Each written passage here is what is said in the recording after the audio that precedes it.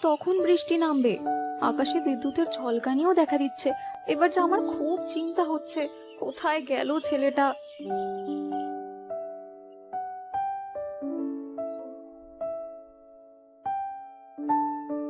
মা, আমি চলে এসেছি। কখন থেকে আকাশের বিদ্যুতের ঝলকানি দেখা দিচ্ছে? এতক্ষণ পর তোর আসার সময় হলো? আমি এদিকে চিন্তায় চিন্তায় মরছি। মা, আমাকে বকছো কেন? আমি তো ঠিক সময় বাড়ি চলে এসেছি। দেখো না, আমার কিছু হয়নি। কিছু যে হয়নি সেটা তো আমিও দেখতে পাচ্ছি, কিন্তু যদি কিছু হয়ে যেত তাহলে? বাবা, আমি তোকে বকছি না রে, তুই কাঁদিস না। এই একবার তো খেলতে চাই। দেখলাম আকাশে মেঘ করেছে, হালকা হাওয়া দিচ্ছিল। আমি আম বাগানে আম কুড়াতে গেছিলাম। আম কুড়াতে গিয়েছিলিস তো? আম কোথায়? যাদের আম বাগান তারা দেখতে পেয়ে গিয়ে সব আম নিয়ে নেয়। আমি বললাম একটা আম দাও না। খুব বাজে লোক জানো, ওরা দিল না। আম কুড়াতে কোথায় গিয়েছিলিস রে? আমাদের বাগানে তো কোথাও আম বাগান নেই সেরকম। আমি তো পাশের গ্রামে গিয়েছিলাম আমার বন্ধুদের সাথে। ওই লোকটা আমাকে কত বকলো, একদম পচা লোক। আজ আমি তোর বাবাকে বলবো আম কিনে এনে দিতে, তখন যত ইচ্ছে আম খাস। আয় বাবা, এখন ভেতরে আয়, দাওয়ায় বসাটা ঠিক হবে না।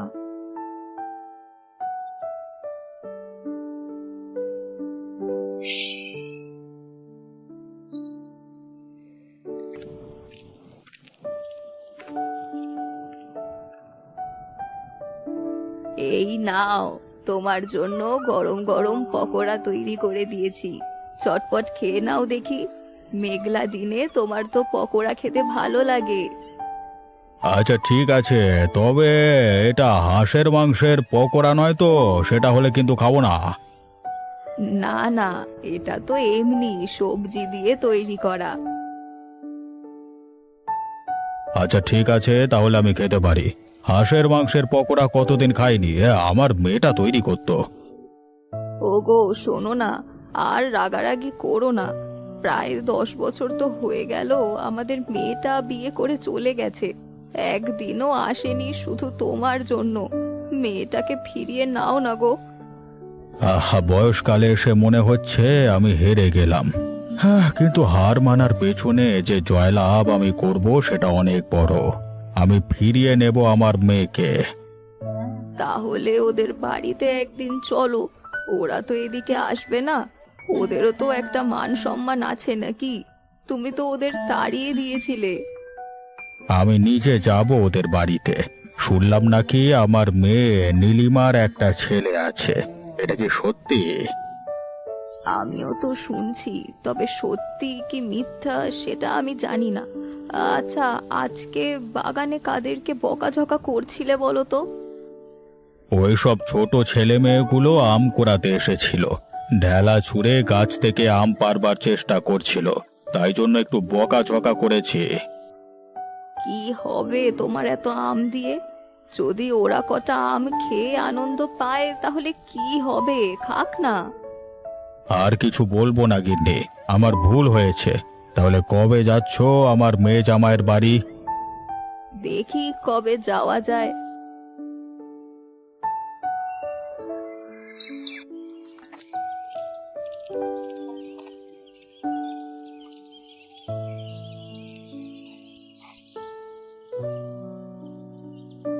গিন্নি, আমি অফিস থেকে চলে এসেছি। কিছু খেতে দাও আমাকে, প্রচন্ড জোরে ক্ষুধা পেয়ে গেছে।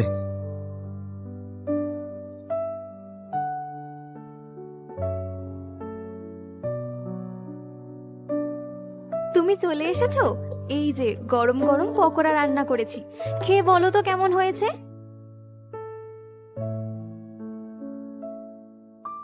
হ্যাঁ, বেশ দারুণ হয়েছে। তুমি খেয়েছো?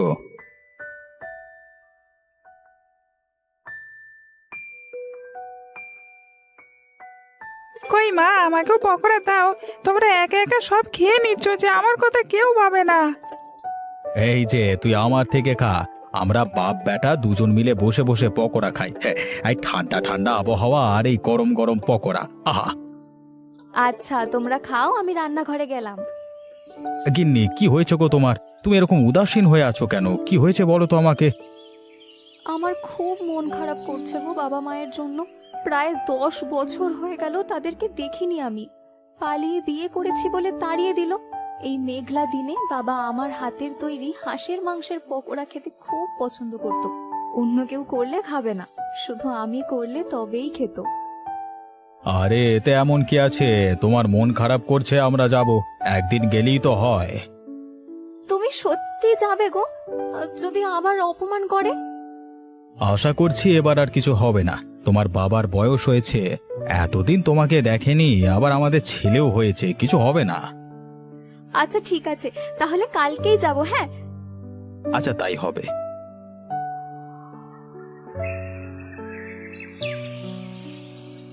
আমি যদি সেদিন আমার মেয়েকে তাড়িয়ে না দিতাম তাহলে এত ভালো হতো। আমার মেয়েটা তো ভালো একটা মানুষকে জীবন সঙ্গী হিসেবে বেছে নিয়েছে, চাকরি করে। শুধুমাত্র আমি আমার রাগের মাথায় এসব করে ফেললাম।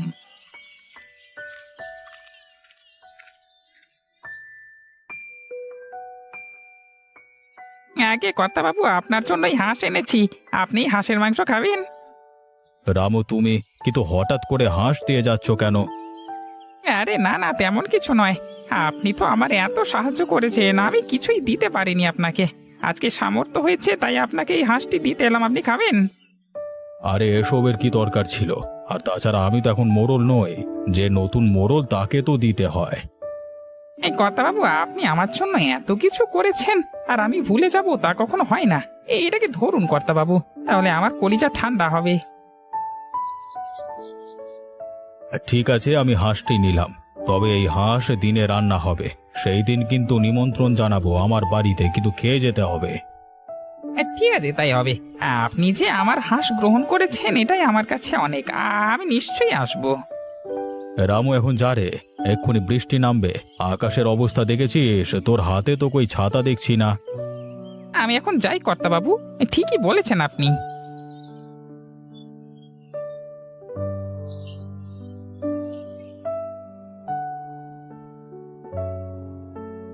আজকে যে মুষলধারে বৃষ্টি হচ্ছে, কালকে সকালে আমরা বেরোতে পারবো তো? হ্যাঁ হ্যাঁ, অবশ্যই। কালকে সকালেই দেখবে আকাশ পরিষ্কার হয়ে গেছে। আজকে রাত থেকে তো এত বৃষ্টি হচ্ছে। আকাশ পরিষ্কার হলে তবেই বেরোবো, বুঝলে? না হলে কিন্তু অন্য দিন যাব। বাবা, আমরা কোথায় যাব? আমরা তোর মামার বাড়ি যাব, যাবি তো আমাদের সাথে? হ্যাঁ, যাব না মানে? আমার সব বন্ধুরা মামার বাড়ি যায়, আমি শুধু যেতে পারি না। আমার খুব বাজে লাগে, এবার আমিও যাব। হ্যাঁ রে বাবা, যাবি। এখন তাড়াতাড়ি খেয়ে ঘুমাতে চল তো, কাল আবার সকালবেলা উঠে তো বেরোতে হবে। এই তো, আমি আমার খাবার চটপট শেষ করে ঘুমাতে যাচ্ছি। কালকে যাচ্ছি মামার বাড়ি, কি মজা কি মজা। এই শোনো না, বলছি যে যাওয়ার পথে না হাঁসের মাংস কিনে নিয়ে যাব। বাবাকে হাঁসের মাংসের পকোড়া করে খাওয়াবো আমি। বাবা খুব খুশি হবে, দেখো। তুমি যেমনটি বলবে তেমনটি হবে। আমার একটু ভয় লাগছে, কি যে কি হবে। যখন প্রথমবার গিয়েছিলাম তখন যা অবস্থা হয়েছিল। ভরসা রাখো, কিচ্ছু হবে না। তুমি দেখো, বাবা আর ওইরকম কিছু করবে না। আচ্ছা ঠিক আছে, আমার খাওয়া হলো, আমি ঘরে গেলাম।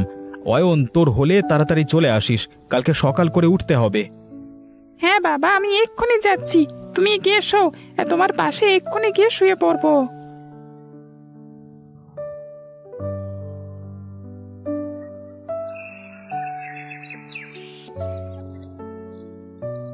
কালকে রাত্রে প্রচুর বৃষ্টি হয়েছে, পুকুর ডোবা সব জলে পরিপূর্ণ হয়ে গেছে। ওটা রামও মনে হচ্ছে এদিকে আসছে, ঠিকই তো। আরে কর্তাবাবু যে, কালকে মাংসটা খেয়েছিলেন? হাঁসটা কেমন ছিল? না না, এখনো খাওয়া হয়নি। ঘরের এক কোণে চাপা দিয়ে রাখা আছে তো। কালকে তুই এমন সময় দিয়ে এলি, ওই সময় কে রান্না করবে বল দেখি? তাহলে আজকে খাবেন? খেয়ে আমাকে নিশ্চয়ই জানাবেন কেমন। আমি তো বলেছি যেদিন খাবো সেদিন তোর নিমন্ত্রণ থাকবে। তোকে নিমন্ত্রণ করিনি মানে খাইনি। আরে, আমাকে না নিমন্ত্রণ করলে হবে? আপনি শান্তিতে বেরিয়ে হলো হাঁটতে বেরিয়েছেন নাকি? হ্যাঁ রে, হাঁটতে বেরিয়েছি। বয়স হচ্ছে তো, হাঁটাহাঁটি করলে, শরীর চর্চা করলে শরীর ভালো থাকে। তুই কোথায় যাচ্ছিস? বাহ, এই বয়সে যে আপনার শরীরের প্রতি যত্ন রয়েছে, এটা ভালো। আমি যাচ্ছিলাম দোকানে, গিয়ে একবার দোকান খুলবো। তা দোকানে এখন কেমন বেচা কেনা হয় তোর? আগে থেকে ভালো হয় তো? আগে কর্তাবাবু, খুব সুন্দর বেচা কেনা হয়। আপনার কৃপাতেই তো এত কিছু। আপনি তো টাকা দিয়ে সাহায্য করেছিলেন আমাকে। তখন আমি মোড়ল মশাই ছিলাম। গ্রামের মানুষদের ভালো মন্দ দেখাটা আমার কর্তব্য ছিল। আমি আমার কর্তব্যের খাতিরে করেছি। এখন যিনি গ্রামের মোড়ল আছেন তিনি এবার সকলের সুখ দুঃখ দেখবেন। তবে আপনার মতো মোড়ল মশাই আর পাওয়া যাবে বলে মনে হয় না। আপনি সকলের এত উপকার করেছেন, নতুন মোড়ল মশাই নাম কেউ মুখে আনে না। ওনার নামও সকলে এবার মুখে আনবে। আমিও যখন প্রথম মোড়ল হয়েছিলাম তখন কি আমাকেও সবাই চিনতো নাকি? আস্তে আস্তে ভালো কাজকর্মের দ্বারা তবেই চিনবে। আচ্ছা তুই দোকানে যা রে, আমিও বাড়ির দিকে যাই। কে কর্তাবাবু?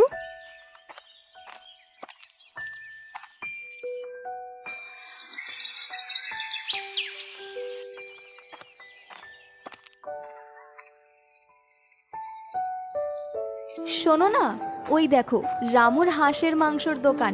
কিছু পরিমাণ মাংস কিনে নাও, বাবার জন্য পকোড়া বানাবো। আচ্ছা তাহলে চলো, কিনে নিচ্ছি।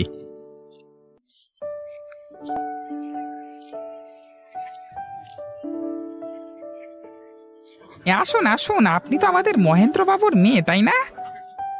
হ্যাঁ, আপনি ঠিকই ধরেছেন। আমাদের 1 কিলো হাঁসের মাংস দিয়ে দিন তো, একটু তাড়াতাড়ি করুন, আমাদের একটু তাড়া আছে। জি, আমি এক্ষুনি দিচ্ছি। তবে কালকে রাত্রে আমি ওনার বাড়িতে একটা গোটা হাঁস দিয়ে এসেছি। এটা রান্না হয়নি আপনি কি করে জানলেন? হ্যাঁ, আমি জানি বলি তো আপনাদের বললাম। আজকে সকালবেলায় ওনার সাথেই দেখা হয়েছিল। উনি আমাদের নিজে বলেছেন যে দিনে রান্না হবে, মানে যেদিন রান্না হবে নিমন্ত্রণ করবে আমাকে। তাহলেও আপনি 1 কেজি মাংস দিয়ে দিন। আর আজকে দুপুরে নিমন্ত্রণ থাকলো, হ্যাঁ?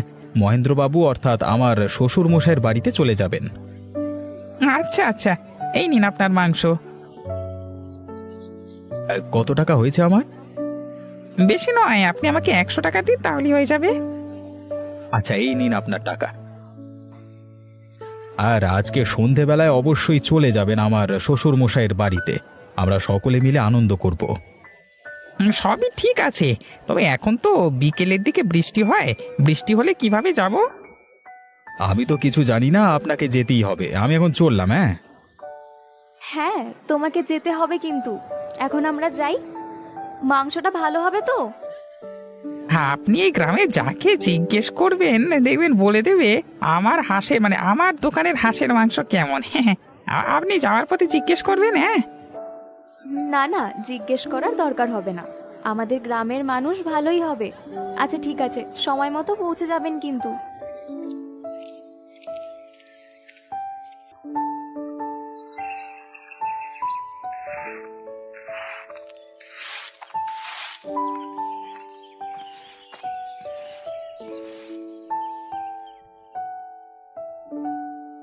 এই তো তোমার কথাই ভাবছিলাম, চলে এসেছো দেখছি। কেন গো, আমাকে খোঁজাখুঁজি কিসের জন্য? কিছু দরকার আছে নাকি? হ্যাঁ, দরকার বলেই তো খুঁজছি। তোমার চাটা দাওয়ায় রেখে দিয়েছি, মনে হয় এতক্ষণে ঠান্ডা হয়ে গেল। আজকে তো আসতে কত দেরি করলে। হ্যাঁ, আজকে আসতে দেরি হয়ে গেল একটু। ওই রামুর সাথে দেখা হয়েছিল, রাস্তায় কথা বলছিলাম। আচ্ছা আচ্ছা ঠিক আছে, তোমার পাশে 1 কাপ চা রাখা আছে, খেয়ে নাও। মনে হয় ঠান্ডা জল হয়ে গেল। আরে ওই নিয়ে কোনো অসুবিধে নেই। তুমি ভালোবেসে বানিয়েছো, আমি খাবো না সেটা আবার হয়? থাক, আর আদিক্ষেতা করতে হবে না। এবার বলো তো কবে যাবে মেয়ে জামাইয়ের বাড়িতে? আমি তো আর ধৈর্য ধরে বসতে পারছি না গো। ঠিক আছে তাহলে কালকেই চলো। আজকে আর কি করে হবে, সবকিছু জিনিসপত্র নিয়ে নাও। আমি এই প্রথমবার যাব আমার মেয়ে জামাইয়ের বাড়িতে। মেয়েটাকে কতদিন দেখিনি, জামাইটাও হয়তো আমাদের উপর রেগে থাকবে। কি আর করা যাবে, সবকিছু তো আমার জন্যই হয়েছে। গিয়ে ক্ষমা চেয়ে নেব। যদি আমার ক্ষমা চাওয়াতে পরিবারটা আবার এক হয়ে যায় তাহলে ক্ষমা চাইতে দোষ কোথায়? তুমি যদি এই কথাটা আগে বুঝতে, তাহলে আর ঝামেলাও হতো না, ক্ষমাও চাইতে হতো না। কি আর করব বলো? জানোই তো আমি একটু মাথা গরম করে ফেলি, ওটাই আমার সব থেকে বড় সমস্যা। মাথা গরম করে অনেক কিছুই করা যায়, তা বলে নিজের মেয়েকে বাড়ি থেকে বের করে দেবে এটা তো ভাবিনি। আচ্ছা, আমি ক্ষমা চেয়ে নেব বললাম তো। আর কালকে রামু যে হাঁসটা দিয়ে গেল, আজকে রান্না করবে তো নাকি? তুমি যদি বলো তাহলেই রান্না করব, তবে রাত্রে বেলা রান্না করব, দুপুরে আর করছি না। আচ্ছা ঠিক আছে, তাহলে আমি গিয়ে রামুকে নিমন্ত্রণ করে আসি। ওকে আমি বলেছিলাম আমাদের বাড়িতে নিমন্ত্রণ করব।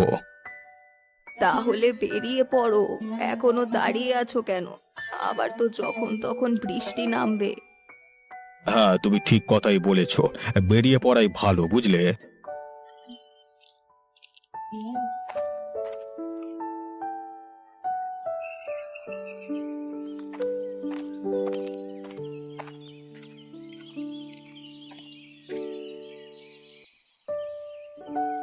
মা, ও মা, বাবা, ও বাবা, তোমরা সব কোথায় গেলে গো? কে এসেছে দেখো।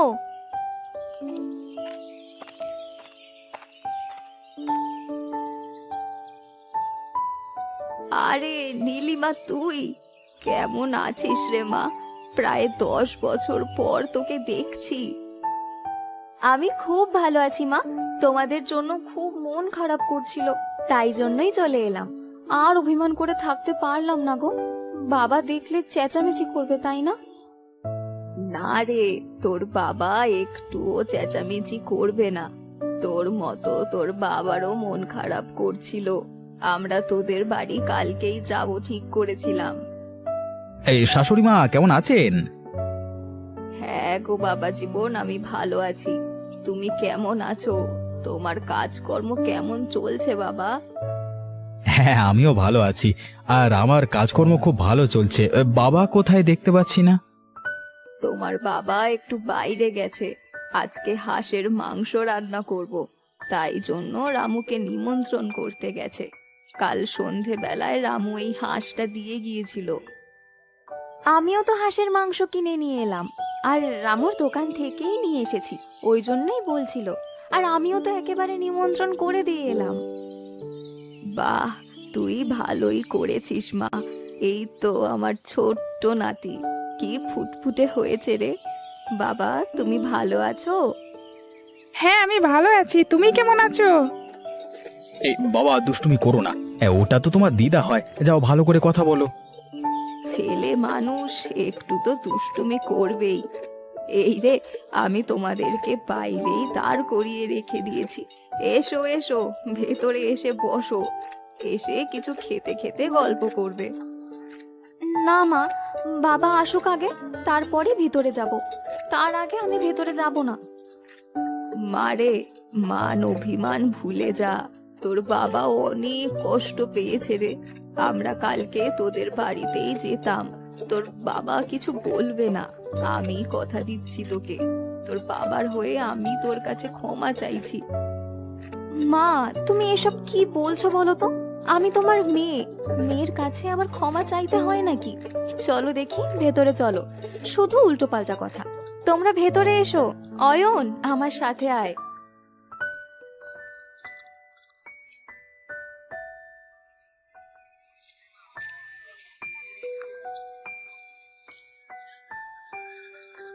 কিরে রামু, কি করছিস? বসে আছিস তো নাকি? আরে কর্তাবাবু, আপনি এখানে কিছু দরকার আছে নাকি? আপনি তো কাউকে খবর দিয়ে পাঠাবেন, আমি নিজেই চলে যেতাম। আরে থাম থাম, অত উত্তেজিত হোস না। কর্তাবাবু একটু দাঁড়ান, হ্যাঁ আমি ভেতর থেকে বেরিয়ে আসছি, তারপর আপনার সাথে কথা বলি।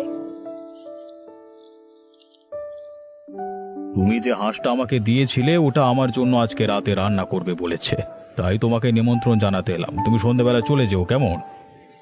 হ্যাঁ হ্যাঁ, আগে আমি নিমন্ত্রণ পেয়েছি, এটা নিয়ে 2বার হয়ে গেল। কি বলতে চাইছিস আমি তো ঠিক বুঝতে পারলাম না, ভালো করে বুঝিয়ে বল তো। এই তো একটু আগে আপনার মেয়ে জামাই আমার দোকান থেকে হাঁসের মাংস কিনে নিয়ে গেল, ওরাই নিমন্ত্রণ জানিয়ে গেল। আমার মেয়ে জামাই এ গ্রামে এসেছে? কি ঠিক বলছিস তো? ঠিক দেখেছিস তো? হ্যাঁ কর্তাবাবু, আমি একদম ঠিক বলছি।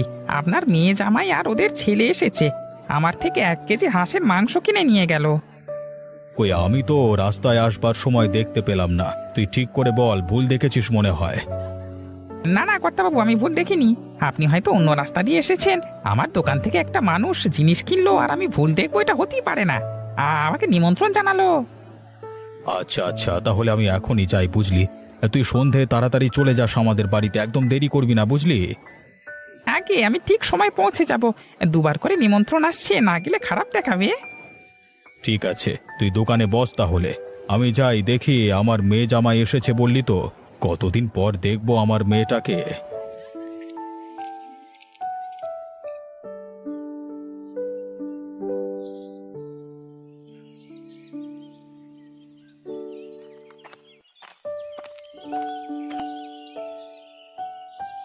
আরে মা, তোরা কখন এলি রে?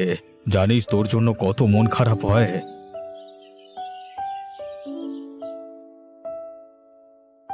বাবা, আমারও তো মন খারাপ হয়, তাই জন্য অত কিছু না ভেবেই চলে এলাম।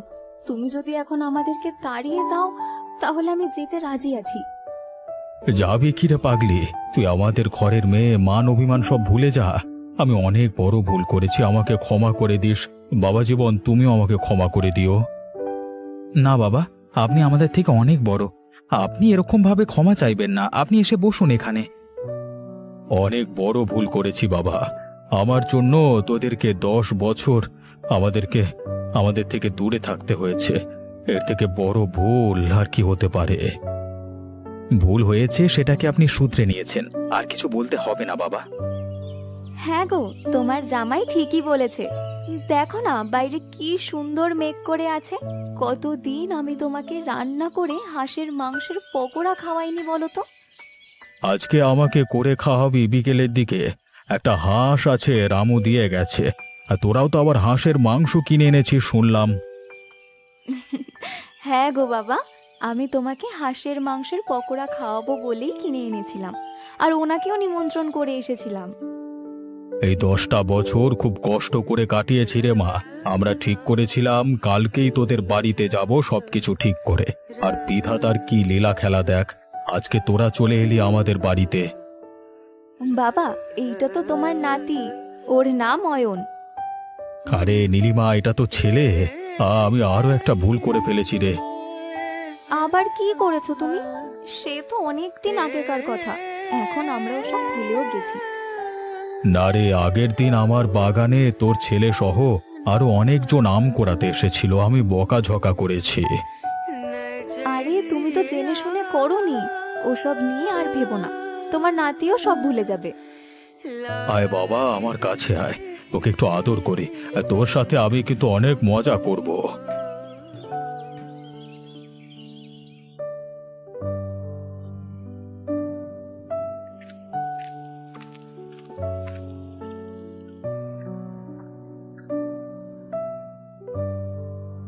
নীলিমা, ওইদিকে তোর হাঁসের মাংসের পকোড়া তৈরি হতে আর কত দেরি রে?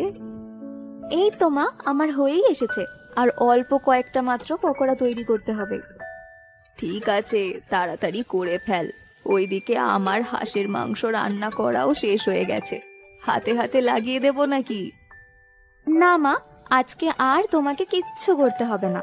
তুমি হাঁসের মাংসটা রান্না করে দিয়েছো, এটাই অনেক। আজকে আমি সব একা করব। তুই একা সব করতে পারবি তো রে?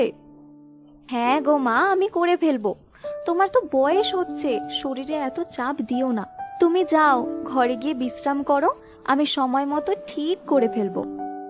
দেখ, আজকে বাইরে বৃষ্টিও হচ্ছে। তোর হাতের গরম গরম হাঁসের মাংসের পকোড়া এমনিতেই সকলে পছন্দ করে, আবার এই ঠান্ডা ঠান্ডা আবহাওয়াতে আরোই পছন্দ করবে। হ্যাঁ, যাতে খেতে ভালো লাগে সেটাই তো আমরা চাই। মা, তুমি এখনো দাঁড়িয়ে আছো? যাও না, গিয়ে একটু বিশ্রাম করো। আচ্ছা রে, আচ্ছা, আমি যাচ্ছি। আমি না গেলে তো তুই ছাড়বি না দেখছি। আমি একটা দিন এসেছি, আমার কথা শুনতে হবে, কিছু বলবে না একদম। যেটা বলছি সেটাই করো। বাড়িতে আসতেই আবার হুকুম শুরু হয়ে গেছে তোর। এভাবেই সুখে থাকুক আমাদের পরিবার।